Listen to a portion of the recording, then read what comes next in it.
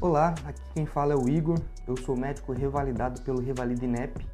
Nesse evento eu vou mostrar como você pode ser aprovado na primeira fase do Revalida, estudando 30 dias para a prova. E eu sei que pode acreditar ser impossível, mas se eu não tivesse conseguido, eu não estaria aqui fazendo esse evento. E eu consegui mesmo não sendo um aluno extraordinário, mesmo trabalhando como peão em período integral e mesmo com o nascimento do meu filho que chegou 10 dias antes da prova, fazendo com que eu e a minha esposa tivéssemos que acordar a cada 2 horas por causa do bebê recém-nascido. E para provar que eu consegui mesmo sobre todas essas circunstâncias, eu quero te mostrar aqui algumas provas. Esse primeiro documento é o diploma que a gente recebe assim que termina a faculdade. E ao contrário do que muita gente pode pensar, o diploma que você recebe lá fora é o mesmo que você vai manter durante toda a sua vida. E aqui atrás tem o selo do Conselho Regional de Medicina. Um outro documento muito importante é esse certificado de revalidação.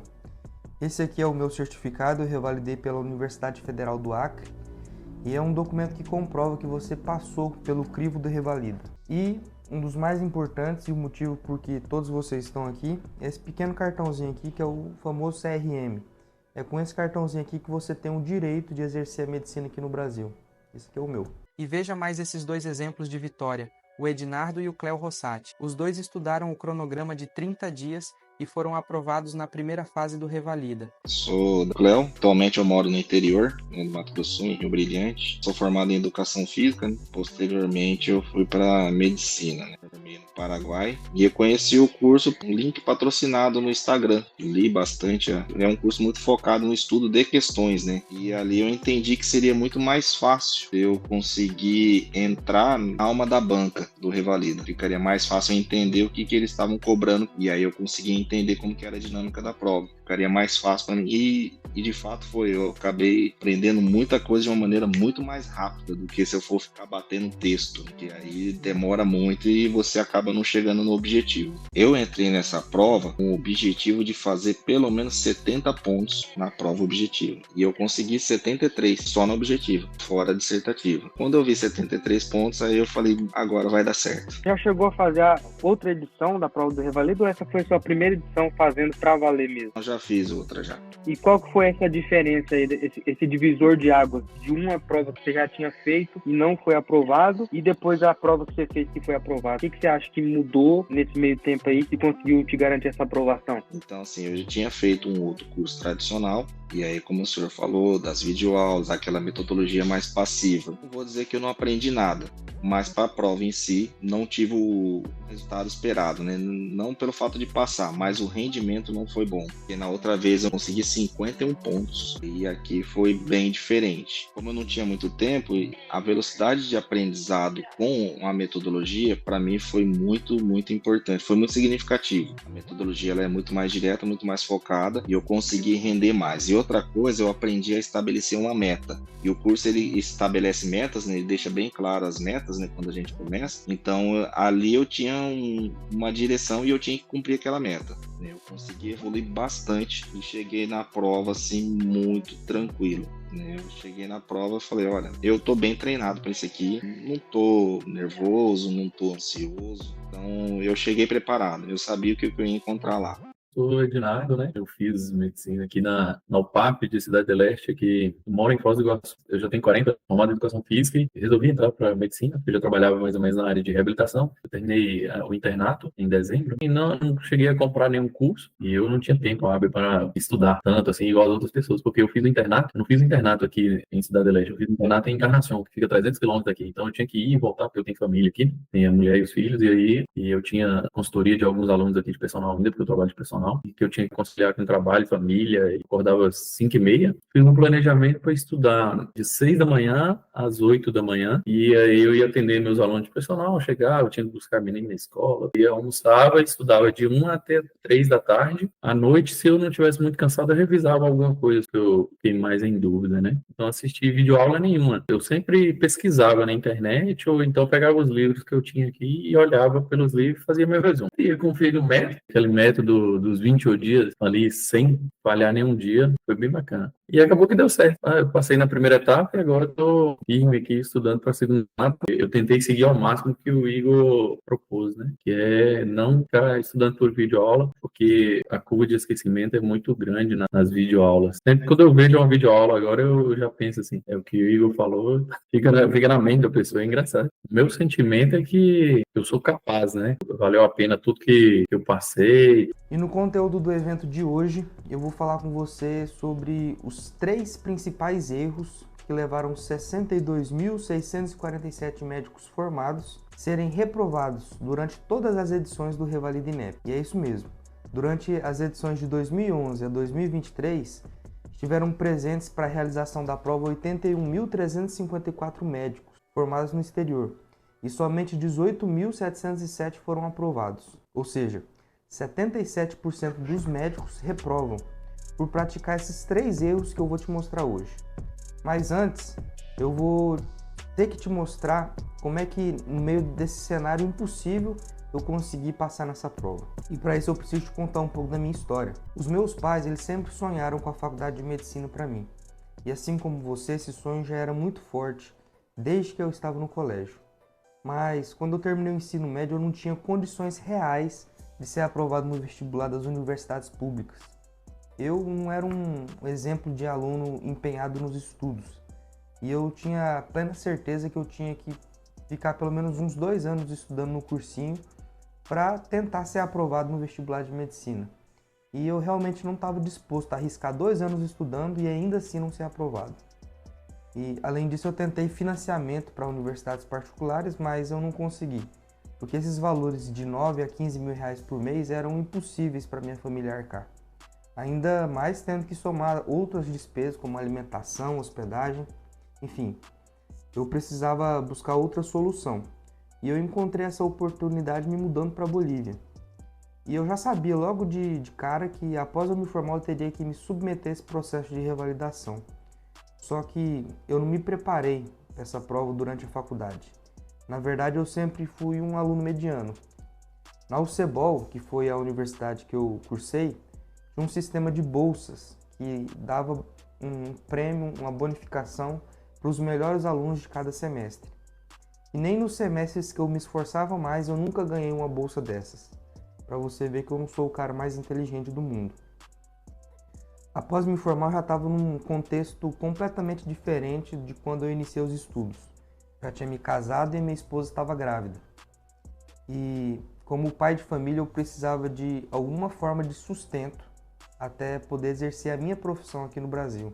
Eu não podia mais depender dos meus pais o resto da vida. E por causa desse novo cenário, que eu acreditava que era impossível eu ser aprovado no Revalida logo na primeira vez. Então, na verdade, eu não pensei nem em estudar para o exame. A minha necessidade naquela época era realmente necessidade financeira. Por isso que eu até cogitei ir para os Estados Unidos e trabalhar lá por alguns meses. Mais ou menos uns 6 meses até quando meu filho fosse nascer. E dessa forma eu teria uma estrutura financeira mínima para oferecer para o meu filho. Naquela época tinha uns amigos meus que foram para lá e eu até cheguei a planejar a viagem. Eu fiz muita conta do custo de vida, de quanto eu poderia ganhar em determinado período trabalhando por lá. Mas tinha alguns impedimentos referentes àquela época. Primeiro era o risco de deixar minha esposa sozinha, que era o maior, e outro era a pandemia, porque os riscos eles se multiplicavam ainda mais. Sem falar que as oportunidades de trabalho lá já não estavam mais como antes. Uma outra segunda opção que eu tinha era voltar para a Bolívia e trabalhar por lá até eu fazer a prova do Revalida. Só que as condições de trabalho também não me ajudariam a manter minha casa e minha família. E foi aí que eu recebi a proposta do meu sogro para trabalhar com ele. Ele é pecuarista e tinha recentemente comprado uma outra propriedade. Tinha uma casa boa, que os antigos donos tinham recém-construído. Então, sem pensar muito, eu aceitei a proposta. Na minha cabeça, eu iria mudar para esse sítio, ia ter um contrato de arrendamento para fazer um financiamento no banco. E talvez você não esteja habituado com esse termo, mas o contrato de arrendamento nada mais é do que um documento que comprova que você está alugando uma propriedade rural. E ele serve como uma espécie de garantia para o banco liberar um financiamento para a compra de gado. E com esse financiamento eu compraria boi, engordaria ele e venderia tendo uma margem de lucro. Daria para fazer isso pelo menos de 2 a 3 vezes todo esse processo até vencer o financiamento. E com lucro eu poderia sustentar minha família e poder estudar tranquilo até uma nova edição do Revalida. Só que tudo isso era na minha cabeça, porque na verdade o serviço foi outro. Eu trabalhei como peão mesmo, ajudei em tudo que precisava, desde a construção de cocheira, arrumar cerca. E nesse meio tempo a gente começou a fabricar ração para dar para o gado. Não sei se você já chegou a ver como é que é feito a ração, mas dentro de um cômodo pequeno tinha um triturador e cada saco de insumo pesava mais ou menos uns 50 quilos e cada batida era aproximadamente uns 1.000 quilos. E a gente fazia 5, 6 batidas no dia, ou seja, nas minhas costas por dia era mais ou menos uns 6.000 quilos que eu colocava. E a minha rotina diária era acordar por volta das 5 da manhã, dirigia 12 km só para ir trabalhar, trabalhava por volta das 19 horas quando começava a escurecer e voltava. Isso quando não acontecia de dormir por lá mesmo. Eu lembro como se fosse hoje, dia 6 de janeiro, saiu o edital do Revalida marcando a prova para o dia 6 de março. E durante todo esse período eu não tinha nem começado a estudar. Então eu me vi completamente desesperado. Eu não podia reclamar do meu sogro, porque ele foi muito bom comigo. E do jeito que estava indo, dava para pagar as contas. Mas para ser peão de fazenda eu não tinha necessidade nenhuma de ter feito 6 anos de faculdade, ainda mais de medicina. E eu precisava ser aprovado sim ou sim, mas também não dava para parar de trabalhar e dedicar somente aos estudos. E eu lembro que nesse dia meu sogro mandou eu buscar um gado lá na fundiária para levar para o curral. E foi o prazo de passar na porteira eu comecei a chorar igual criança. Eu não quero que você me leve a mal. Eu sempre vivenciei a vida na roça. Eu sou um cara que eu nasci em Goiânia. Eu passei a infância e a juventude no interior de Rondônia. Na época da escola a gente ia de botina e eu sempre gostei dessa vida, mas existe uma diferença de você ir no sítio um final de semana por mês e ser médico formado e ter que trabalhar de peão para o sogro. Depois de ter passado quase o dia inteiro chorando, escondido lá no meio do mato, eu pensei em arriscar e fazer aquela edição do Revalida. Mas eu sabia do baixo índice de aprovação e isso exigia que eu tomasse algumas medidas diferentes do que normalmente as pessoas tomam. Eu precisava de uma estratégia nova, de um método que fosse comprovadamente mais eficiente, porque a minha família dependia de mim e nas condições que eu estava vivendo não dava para continuar por muito mais tempo. Eu sei que peão é uma profissão como qualquer outra, mas toda a bagagem de conhecimento que eu já tinha adquirido até aquele momento não me agregaria mais tendo aquela vida que eu estava levando. Então, no meu ponto de vista, a condição que eu tinha, ou seja, os motivos que eu tinha me levariam a ser aprovado de qualquer jeito. Eu não poderia ser reprovado de qualquer jeito. Foi aí que eu decidi que, após chegar da roça, eu ia começar a analisar as estatísticas das provas anteriores. Buscar por quem tinha feito a prova e buscar realmente algum indício de como estudar de maneira mais estratégica. Eu não podia só simplesmente fazer a prova porque eu sabia que dessa forma eu não ia ser aprovado. Eu precisava seguir uma estrutura que já tivesse sido validada e que no menor tempo possível eu conseguisse absorver todo o conhecimento necessário para conseguir passar nessa prova. Eu conversei com todas as pessoas que eu conhecia, que já tinham feito a prova. Algumas dessas pessoas eram amigos próximos, conhecidos, e teve gente que eu nunca nem vi na vida. Eu só ia na lista de aprovados do INEP e tentava achar essa pessoa no Facebook. Tudo isso em busca de uma semelhança no método de estudos. Além disso, eu li estudos científicos que falavam sobre algum método que fosse comprovadamente mais eficiente para estudar no pouco tempo que eu tinha. Isso eu analisei a estrutura dos cursos preparatórios que estavam disponíveis no Brasil naquela época. Só que, além de serem muito caros, eles eram uma espécie de Frankenstein. Isso porque nos cursos convencionais, eles ensinam a medicina de novo para você. Ou eles são uma metodologia focada na preparação da residência, só que adaptada ao Revalida. Isso porque esses grandes cursos, os médicos que dão essas aulas, eles são formados aqui no Brasil, eles não entendem a realidade do Revalida. E apesar de na época eu nunca nem ter feito Revalida nem prova de residência, Eu aprendi com os erros de várias pessoas com quem eu conversei e descobri que a prova de residência do Revalida não tem nenhuma semelhança. Então não fazia sentido eu estudar os métodos que ensinavam a passar na prova de residência. E toda essa pesquisa que eu estou te falando me roubou algumas noites de sono e eu literalmente tive que virar várias noites investigando sem de fato começar a estudar absolutamente nada. Só que essa investigação me fez entender qual que era o real mecanismo de aprovação do Revalida. Isso exigia que eu estudasse de uma maneira diferente do que a maioria ensinava que tinha que ser. Era realmente uma quebra de padrão nesse todo o processo de estudo tradicional. E eu estava disposto a fazer isso para conseguir o registro no Conselho de Medicina. Então, eu estruturei toda essa metodologia que não se baseia na quantidade de estudos, na quantidade de conteúdo de medicina, mas sim no que o Revalida quer saber, que é a habilidade de análise do aluno, e graças a Deus que me iluminou, eu consegui encontrar esse método no qual eu fui aprovado. E a razão de eu estar compartilhando isso com você é porque eu tive um olhar diferente do mercado de cursos, que normalmente faz com que você fique preso a todo aquele conteúdo de faculdade e vai fazer seu cérebro ferver de tanto estudar.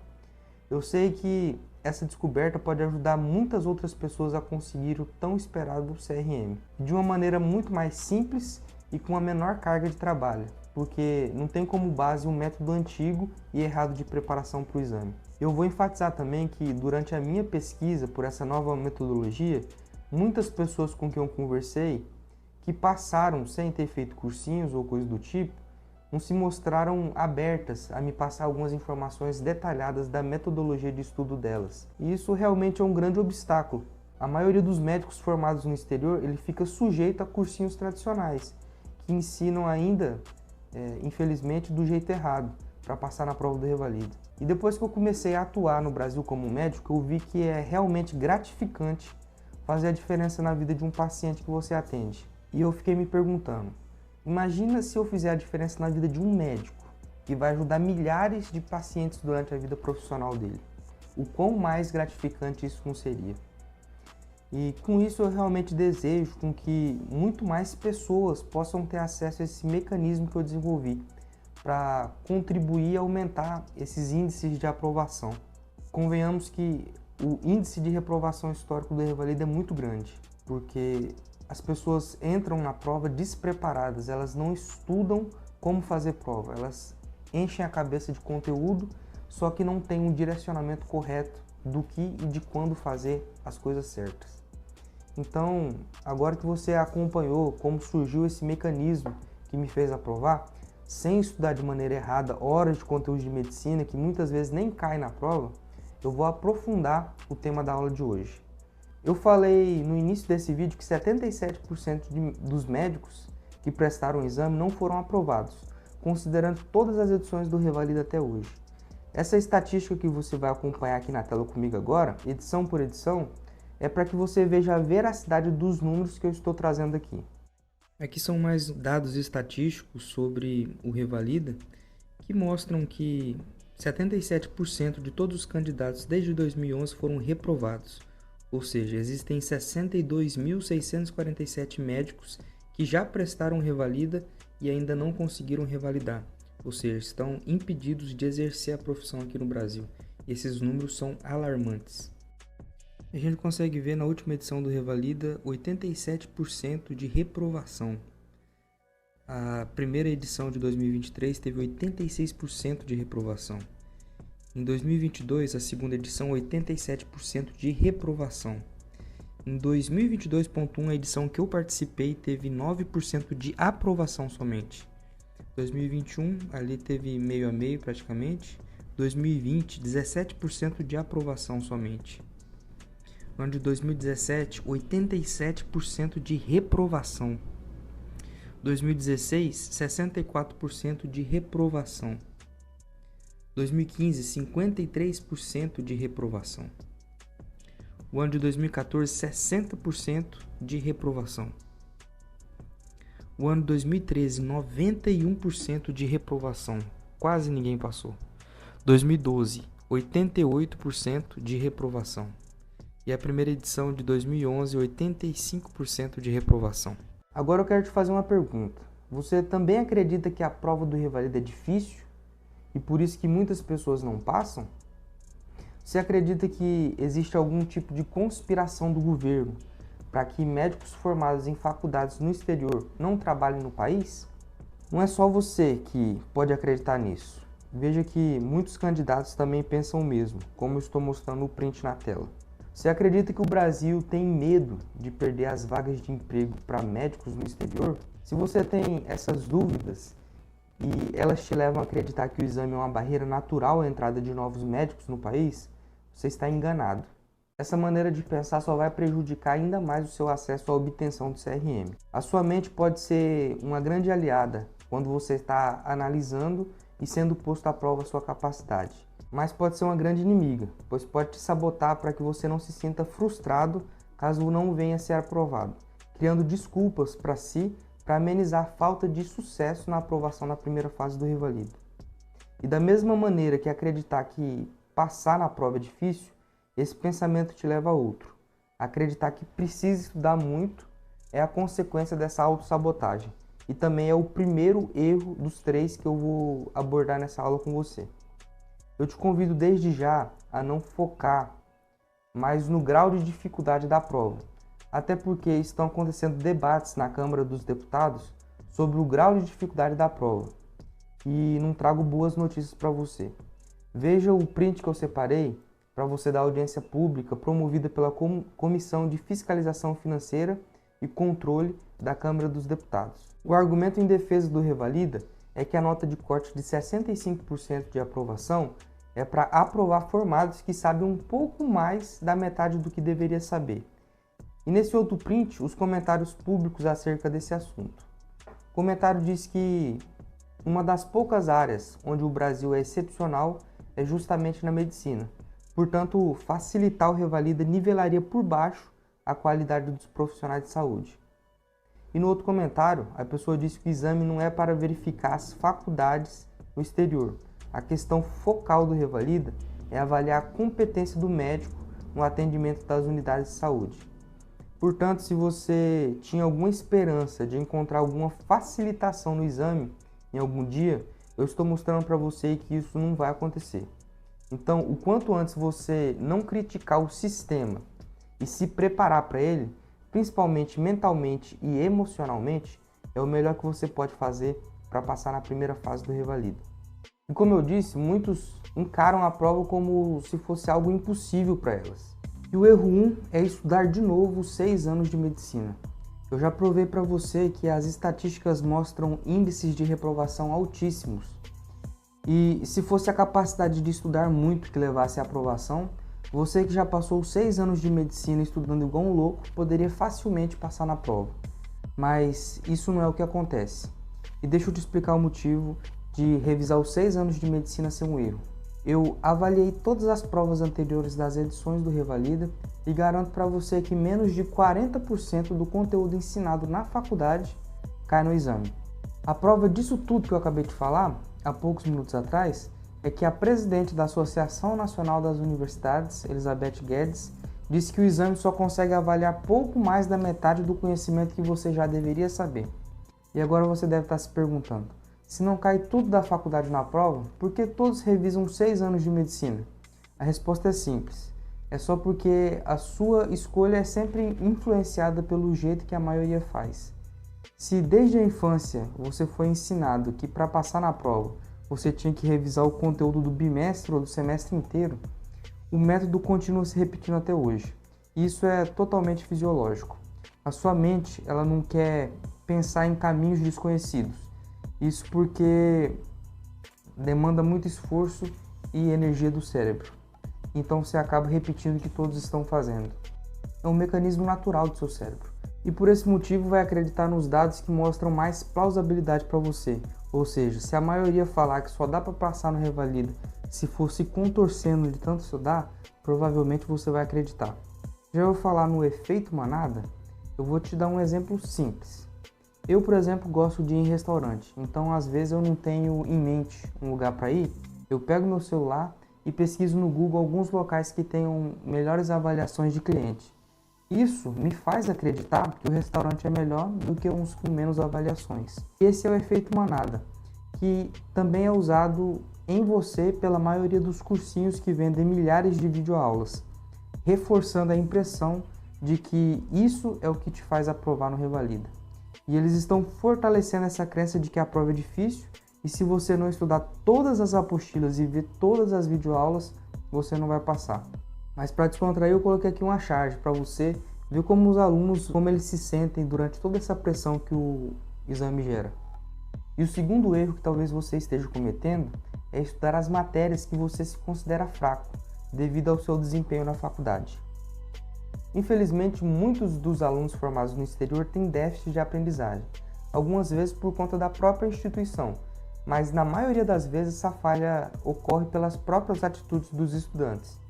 Isso se dá devido à facilidade de ingresso nessas faculdades, que não tem um crivo de seleção de quem entra no curso.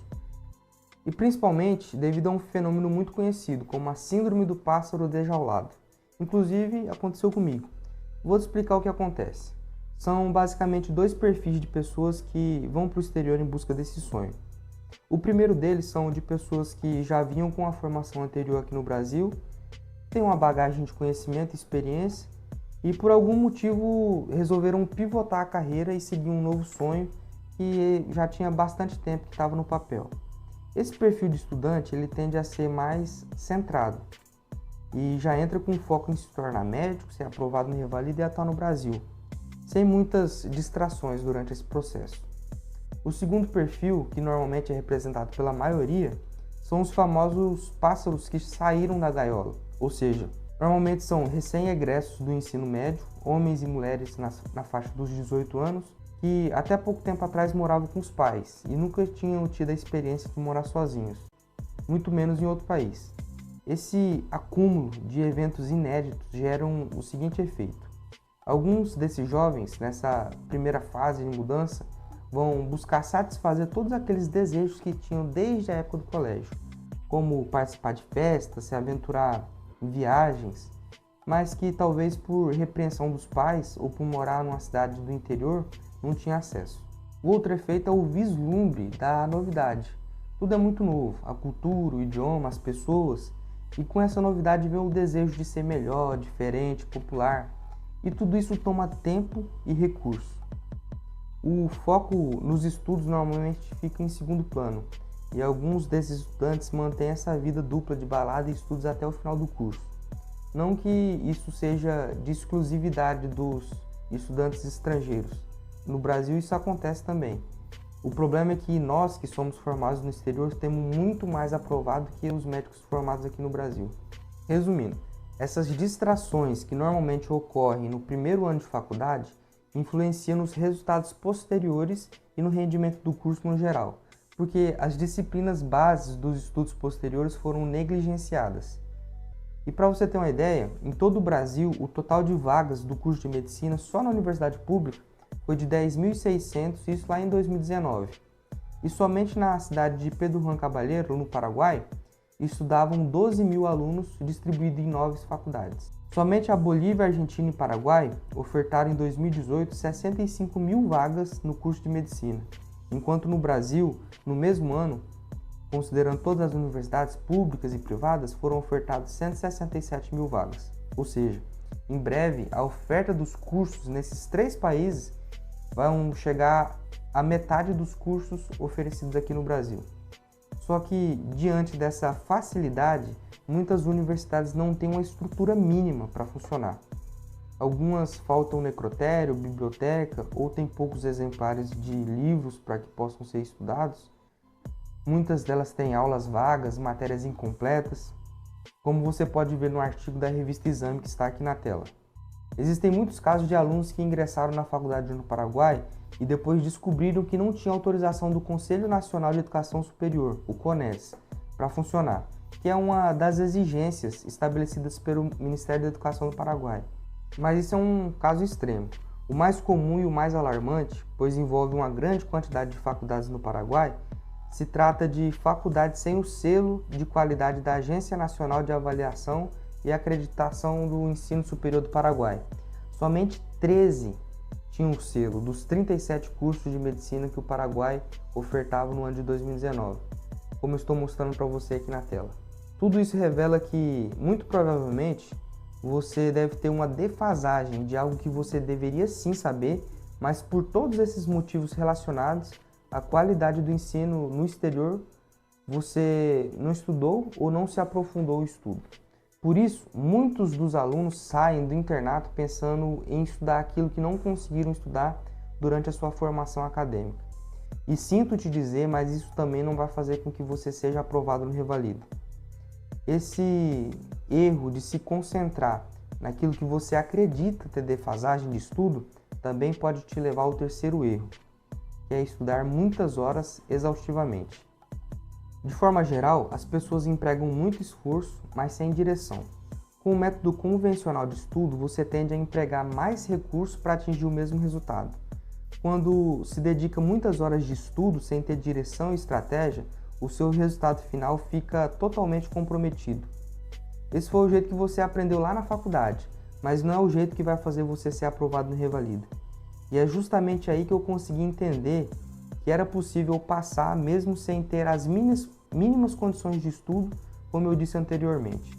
Um bebê a caminho, trabalhando o dia inteiro e faltando pouco tempo para a prova. Já falei também que eu era um aluno mediano, tanto é que eu não consegui nem mesmo a obtenção da bolsa de estudos na faculdade. Empregar muitas horas de estudo sem uma estratégia é o normal, é o que você conhece. Só que eu também achava que era assim. E se eu não decidisse questionar esse mecanismo, eu não estaria aqui com o meu CRM agora. Esse jeito errado de estudar prejudica toda a sua capacidade de retenção de conteúdo. Mas não é só isso. Pode gerar estresse, nervosismo, tristeza, insônia, enxaqueca e até depressão. A ciência explica isso. A mente ela tem um limite cognitivo. Você pode sim, a partir desse limite, seguir relendo conteúdo, fazendo questão, só que a retenção do que você aprendeu vai estar comprometida, podendo gerar a necessidade de, no futuro, ter que estudar tudo de novo, pois você não vai ter conseguido se lembrar de nada do que você estudou até então. É como se você não tivesse aprendido nada do que estudou. Os neurocientistas acreditam que o hipocampo, juntamente com a parte do córtex frontal, é responsável por analisar as entradas sensoriais e decidir se vale a pena guardar uma lembrança ou não. Os pedaços da informação são armazenados em diferentes partes do cérebro e para resgatá-los, formando a memória completa, é necessário dar sentido ao que aprendeu e correlacionar com um outro conhecimento. Por isso, muitas das nossas memórias se misturam, se não houverem associação completa para resgate de cada uma delas. Esse fenômeno é bastante conhecido pela ciência e afeta cruelmente quem estuda para o Revalida. Como o aluno estuda muita coisa sem direção, sem associação e outras estratégias importantes, a memória se confunde e de repente uma questão simples sobre um quadro de hipoglicemia, como ocorreu lá na prova discursiva de 2022, onde o paciente apresentava sudorese, taquicardia, disartria e aumento do nível pressórico, o seu cérebro pode se lembrar, por exemplo, dos padrões de AVE, e muita gente errou essa questão por conta disso. Veja o vídeo na tela que exemplifica o que eu acabei de falar de uma maneira bem simples.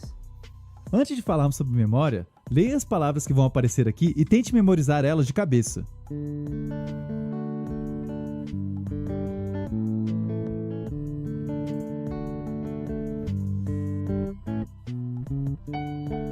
Agora, diga se você viu as seguintes palavras. Se você respondeu que viu essas 3 palavras na lista, você produziu uma falsa memória, assim como a maioria das pessoas que faz esse teste. A palavra dormir não aparece na lista que você viu. Ela está fortemente associada semanticamente às palavras da lista.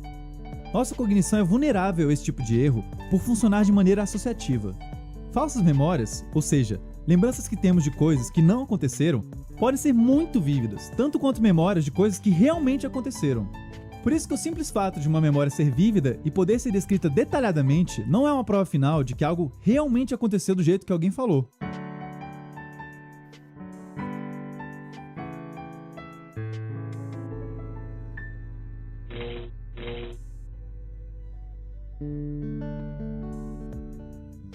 Esse teste da lista de palavras que você fez foi repetido com várias pessoas e boa parte delas acharam que viram algo que, na verdade, não viram. Se as nossas memórias recentes sobre coisas simples podem ser distorcidas sem que a gente perceba, o que esperar das nossas lembranças distantes e relacionadas a coisas complexas? Esse foi um assunto que interessou Elizabeth Loftus, uma psicóloga cognitiva interessada em como formamos e recuperamos lembranças.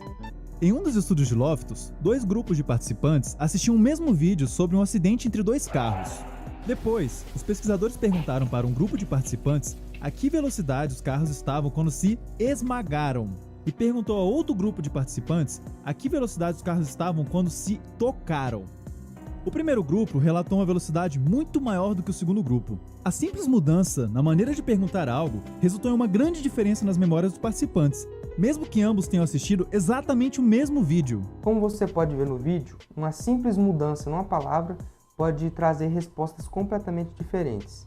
Imagine isso agora sem você prestar atenção durante uma prova do Revalida. Por isso é um problema grave em estudar muitas horas, principalmente se for o mesmo conteúdo. O seu cérebro não está criando sinapses novas e associando a outros estudos, garantindo que você tenha autoconfiança na sua memória. É um conteúdo absorvido que para o seu cérebro já não está fazendo sentido. Está te levando ao esquecimento do conteúdo estudado e enviesando suas memórias, tornando as respostas suscetíveis à confusão, exatamente como mostrei no vídeo. O esquecimento por si só, ele não é um problema. Na verdade é o contrário, o corpo ele gera essa função como um mecanismo de sobrevivência. Esse mecanismo de sobrevivência também foi estudado pelo Dr. Daniel e foi explorado no livro Rápido e Devagar. O pesquisador mostrou que existem muitas possibilidades do cérebro interpretar e absorver informações de maneira enviesada, gerando a distorção do conteúdo aprendido. Eu separei um trecho do vídeo do canal Você Top que exemplifica bastante o trabalho do pesquisador. Se um chocolate e a sua embalagem juntos custam R$ 1,10 e o chocolate custa R$1 a mais que a embalagem, então quanto custa só a embalagem? Custa 10 centavos, certo? Errado! Quase todas as pessoas pensam rápido nos 10 centavos, mas ao pensarem um pouco mais devagar, percebem que a resposta certa é 5 centavos. O ganhador do Prêmio Nobel de Economia Daniel Kahneman percebeu que essas duas formas de pensar não acontecem só com pegadinhas matemáticas, mas sim com praticamente tudo e todos, a todo momento. Agora você pode entender, diante de tudo isso que eu te disse, que o Revalida ele não quer saber se você conhece todo o conteúdo de medicina. Você precisa ter a habilidade de fazer a prova e isso ninguém ensina.